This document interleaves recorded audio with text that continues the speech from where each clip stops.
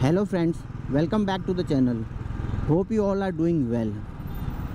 आज की इस वीडियो में हम बात करेंगे ज्ञानवापी मस्जिद और काशी विश्वनाथ टेम्पल के डिस्प्यूट के बारे में और ASI archaeology survey of India की जो रिपोर्ट उन्होंने सबमिट की है उसके बारे में।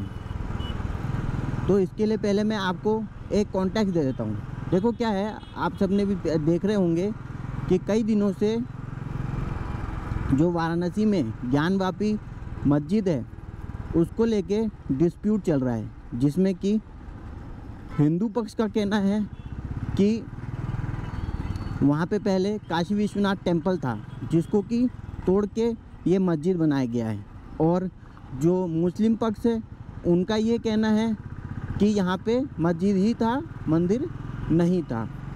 तो देखो ये डिस्प्यूट सुप्रीम कोर्ट तक गया, ठीक है। तो सुप्रीम कोर्ट ने क्या किया, सुप्रीम कोर्ट ने जो ASI है हमारी आर्कियोलॉजी सर्वे ऑफ इंडिया, उनको ऑर्डर दिया कि भाई आप ये इस जगह पे जाओ, ठीक है, वहाँ पे प्रॉपर अपनी इंस्पेक्शन करो, इंट्रोस्पेक्शन करो और चेक करो और बताओ कि वहाँ पे एक्चुअल में क्या था। मतलब पहले मंदिर था, उसको डिमोलिश करके मस्जिद बनाया गया है या मस्जिद ही था, ताकि हम इस डिस्प्यूट में आगे बढ़ सकें और फैसला कर सकें। तो उसके लिए फिर उन्होंने ASI को कुछ गाइडलाइंस भी दी, जिसमें कि एक सबसे महत्वपूर्ण गाइडलाइन जो थी वो ये थी कि आप जो भी टेक्निक यूज़ करोगे इस इंस्पेक्शन, इंट्रोस्पेक्शन और अपनी स्टडी और फाइंडिंग्स के लिए, है ना, वो नॉन इन्वेजिव होनी चाहिए। मतलब कि आप खुदाई, एक्सकेवेशन ये सब नहीं कर सकते, ठीक है। स्ट्रक्चर मतलब कुछ खुदाई उदाई नहीं कर सकते हो। उसके अलावा आपको जो करना है करो। तो फिर ASI ने अपनी इन्वेस्टिगेशन की नॉन इन्वेजिव मेथड्स को फॉलो करते हुए, ठीक है, और उसकी रिपोर्ट उन्होंने 18 दिसंबर 2023 को वाराणसी कोर्ट में सबमिट की, ठीक है। उसके बाद फिर कोर्ट ने ऑर्डर दिया कि आप इस रिपोर्ट को पब्लिक कर दो, ठीक है। ये ऑर्डर 24 जनवरी को आई रिपोर्ट को पब्लिक करने, क्योंकि पहले तो ASI ने सिर्फ कोर्ट को दिया था, वो भी सील्ड मैनर में, कोई देख नहीं सकता था कि उसमें क्या है क्या नहीं है। फिर उसके बाद 24 जनवरी को 2024 को ऑर्डर किया गया कि आप इस रिपोर्ट को पब्लिक कर दीजिए, पब्लिक डोमेन में लाइए। 25 जनवरी को ये रिपोर्ट पब्लिक डोमेन में आई। अब ये रिपोर्ट पब्लिक डोमेन में आने के बाद से दोनों पक्ष के लोग आपस में सब अपने अपने विचार रख रहे हैं, कोई अगेंस्ट है, कोई फेवर में है, ठीक है। अब हम बात करते हैं कि देखो जो ASI ने नॉन इन्वेजिव मेथड यूज़ किए हैं इस सारी इंस्पेक्शन और इंट्रोस्पेक्शन के लिए, पहले हम उसके बारे में बात कर लेते हैं। तो देखो इसमें जो मेजरली जो चीज़ें यूज हुई, देखो वो है, एक तो एक्टिव टेक्निक का यूज़ किया गया है। एक्टिव टेक्निक में क्या है, सिस्मिक टेक्निक का यूज़ किया गया है। तो इस सिस्मिक टेक्निक में क्या किया गया है कि वेव्स को, ठीक है, इंजेक्ट करके अंदर के सब सरफेस की स्टडी करने की कोशिश की गई है, क्योंकि खुदाई तो कर नहीं सकते। तो अब सब सरफेस की कैसे स्टडी करेंगे, तो उसके लिए इन सिस्मिक वेव्स का यूज़ किया गया है। सिमिलरली एक्टिव में जो दूसरा मेथड यूज़ किया गया है वो है इलेक्ट्रोमैग्नेटिक मेथड्स का। इस इलेक्ट्रोमैग्नेटिक मेथड में भी हाई एनर्जी बीम को इंजेक्ट करके जो सब सरफेस है उसकी स्टडी करने की कोशिश की गई है। ये तो हो गया एक्टिव टेक्निक। पैसिव में क्या है, देखो एक्टिव में हम इंजेक्ट करते हैं, पैसिव में हम कुछ इंजेक्ट नहीं करेंगे।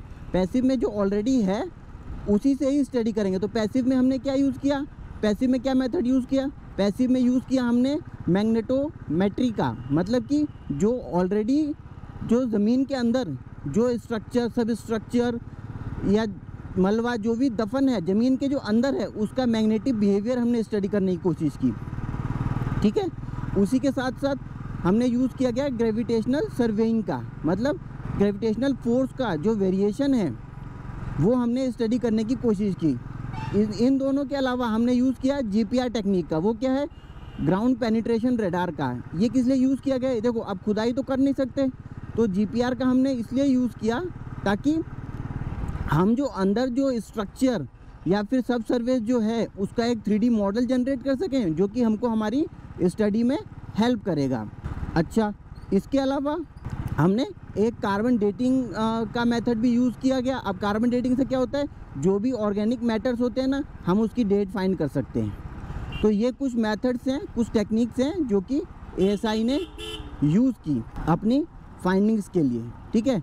अब देखो, जो ASI ने जो फाइंडिंग्स जो दी हैं, उसमें अगर कंक्लूज़न में बात करूँ मैं, तो उन्होंने यही बताया है, या अपनी फाइंडिंग्स में जो कंक्लूज़न रिपोर्ट जो उन्होंने सबमिट की, उसमें यही बताया गया है कि यहाँ पे पहले मंदिर था जिसको कि डिमोलिश करके मस्जिद बनाया गया है। अब इस फाइंडिंग्स को सपोर्ट करने के लिए उन्होंने एविडेंस क्या दिए, तो उन्होंने जो एविडेंस दिए वो है, जैसे देखो, पहला उन्होंने कहा कि जो इस मस्जिद के वेस्टर्न साइड के जो पिलर्स हैं, है ना, उनका स्ट्रक्चर और उनकी जो उनके ऊपर जो डिज़ाइन है, उसका स्ट्रक्चर जो है वो एक हिंदू आर्किटेक्चर को डिपिक्ट करता है। तो एक तो वो हो गया, और दूसरा वहाँ पे 34 इंस्क्रिप्शन मिली है, मतलब कुछ लिखा हुआ है या ऐसा कुछ मिला हुआ है, जिसकी लैंग्वेज जो है वो है देवनागरी, तेलुगु, कन्नड़, जो कि एक हिंदू लैंग्वेज को डिपिक्ट करती हैं, हिंदू समाज के लैंग्वेज को डिपिक्ट करती हैं।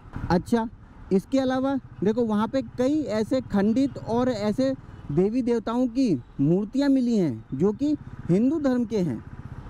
जैसे खंडित शिवलिंग मिली है, हनुमान जी की मूर्ति मिली है, गणेश भगवान की खंडित मूर्ति बनी हुई पाई गई है। तो ये सारे हिंदू देवी देवताओं को डिपिक्ट करते हैं। उसके अलावा जो औरंगज़ेब की बायोग्राफी है ना, उसमें भी ऐसा लिखा पाया गया है कि औरंगज़ेब ने 2 सितंबर 1669 को ये ऑर्डर दिया था कि काशी विश्वनाथ मंदिर को डिमोलिश कर दिया जाए, तोड़ दिया जाए, और अभी वहाँ पे है मस्जिद। तो इससे क्या साबित होता है कि पहले वहाँ पे था तो मंदिर ही, अब उसको डिमोलिश करके मस्जिद बनाया गया है। एक इंस्क्रिप्शन में ये भी मिला है कि जो मस्जिद बनाने का जो काम हुआ था वो 1676 से 1677 में हुआ था। तो इससे भी साबित होता है कि पहले वहाँ पे था मंदिर, उसके बाद उसको डिमोलिश किया गया और अब मस्जिद बनाया गया।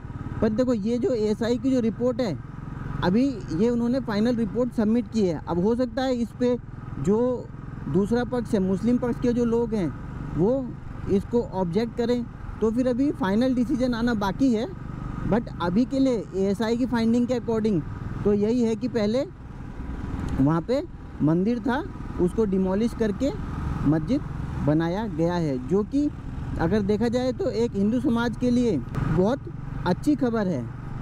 तो ये थी सारी डिस्कशन हमने की ASI सर्वे की रिपोर्ट के बारे में और ज्ञानवापी मस्जिद और काशी विश्वनाथ मंदिर के डिस्प्यूट के बारे में। आज की इस वीडियो में बस इतना ही। मिलते हैं नेक्स्ट वीडियो में, तब तक के लिए जय हिंद, जय भारत।